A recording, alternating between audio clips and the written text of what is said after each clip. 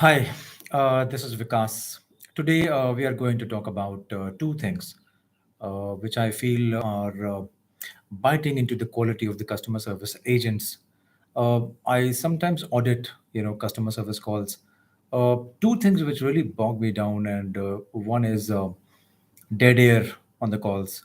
I'm sure most of you who are into customer service would know what I'm talking about. First thing that I feel must go away from our calls that we take, the customer service calls, is the dead air, right? So those of you who are new to customer service, or those who are already working in customer service, let me still tell you what dead air is. So dead air is nothing but a radio silence, wherein customer is also not speaking, and the client is not speaking, and the customer service agent is also not speaking. So that patch on which there is no communication, no conversation happening, and second by second, it goes to 7 second, 8 second, 10 seconds, and you see that there is no communication happening on the call. And as an auditor, when I listen to such calls, I become comfortable at times as to trying to understand what is going wrong here. And when I speak to these agents after listening to these calls, I ask them that why is this patch empty? Why are you not talking to the customer? And they say that we generally don't know what to speak, what to say at that time. So there are two, three things that you can use on the calls, especially to those agents who are watching this video, who have a difficult time eliminating dead air. What you can do is, number one is, you can appreciate customers' business, right? For example, let's say you sell a health plan or an insurance plan or whatever product it is, right? Tell You can see the screen and tell them that, Mr. Customer, I really appreciate your business with us. I can see that you purchased this plan, a week ago or 10 days ago. I'm sure you will have a great experience once you start using our plan. So you can fill the gaps. These you don't allow the dead air to peep into your call, because anyway the call auditor, who is ultimately going to rate your call, they will deduct your scores, and that can also impact your incentives. Many companies are very particular about these things. For example, dead air, as we are talking about. Dead air is not good, because if you bring dead air, let's say you have nothing to say on the call, customer or a client, I as a customer client, I feel that maybe I'm not talking to a very learned or skilled agent at that time. Now, if I have spent 50,000 rupees on a product from your business, and I get this kind of a service, uh, the dead air that I'm talking about, then it can create an impact. It creates a bad impact, and I as a customer can feel that this is the agent that the company has chosen to deal with a customer like me. So they can question that, and that can go into their minds and psyche, and they can then, of course, write it down on the social media and spread the word, and that's not good. So dead air should be eliminated. Ask the customer how is he feeling about this purchase. Assure him of the great service. You can even discuss the plan benefits. You can actually look at the benefit and tell him that what are the things that he is getting in that plan, so that he is aware, of his benefits, right? And if he is aware, the chances are that he will use that product, for a long time, isn't it? And that's what we want as a business. We want our customer to use our product and give us the feedback, right? The second thing that I get bothered with is the long hold.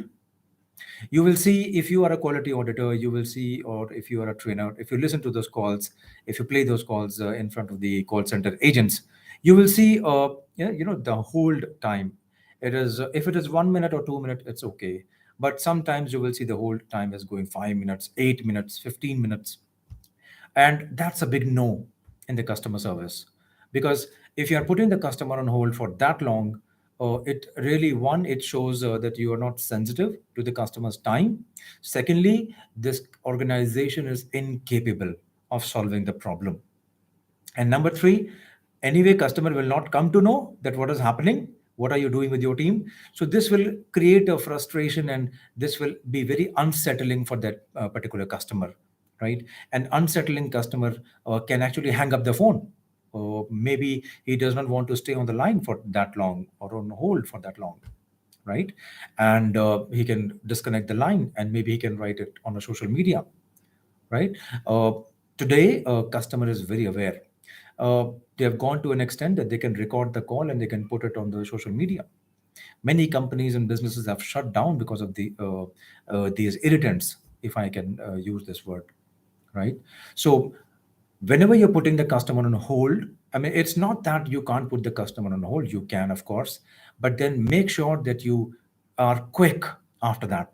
Don't take on a seat and get back seated and get comfortable that, okay, now put it on hold. Let me take my own sweet time. Don't do that. Rush to the manager, rush to your team leader, tell him that what is the issue, get the resolution, the best possible resolution, come on the call and tell him what the best you have, right? On for that particular solution. So tell him. And if it is taking more time, refresh the call. If you realize that you're going to take more time, come back on the call, tell them, take their permission, tell them that it is going to take 1 more minute, it is going to take 2 more minutes to resolve his issue. Would it be okay for you to put him on hold again? Now, if he says yes, that's fine, go ahead, put him on hold again. But if you find that he is getting unsettling, he is not very comfortable with the idea of being put on hold again and again, then you can always ask him to call him back, whether it is okay that you call him back after some time. But then stick to the deadline. If you're saying that I'm going to call you after 2 hours, stick to that, right? So don't take it like 24 hours, don't take 48 hours, don't take 3 days to answer, or to call back to the customer, because that's really not customers are expecting these days. Understand one last thing, that your product is now being sold by many companies. Many companies are selling a similar kind of product, if you know what I mean. So if the only distinguisher, the only distinguisher that is going to play a big role, that is going to bring the customer to your business again and again, is going to be the service, right? And you don't want any irritant when you are giving service to the customer, right? Because the more irritants you bring, less are the chances the customer is going to do any repeat business with you. Forget about bringing customers to you. He will himself find a different alternative or a different competitor, right? So take care of these two things, and I'm sure if you take care of this, the dead air and the long hold, these two things on the call, I'm sure you will end up creating a great satisfaction, and customer service satisfaction will go up for you. I thank you so much for paying attention to this video and listening to me patiently. Do share your comments, how you feel about it, and share your views. And I'll join you with the next video in another 1 or 2 days. Till then, you take care and have a great day. Bye bye.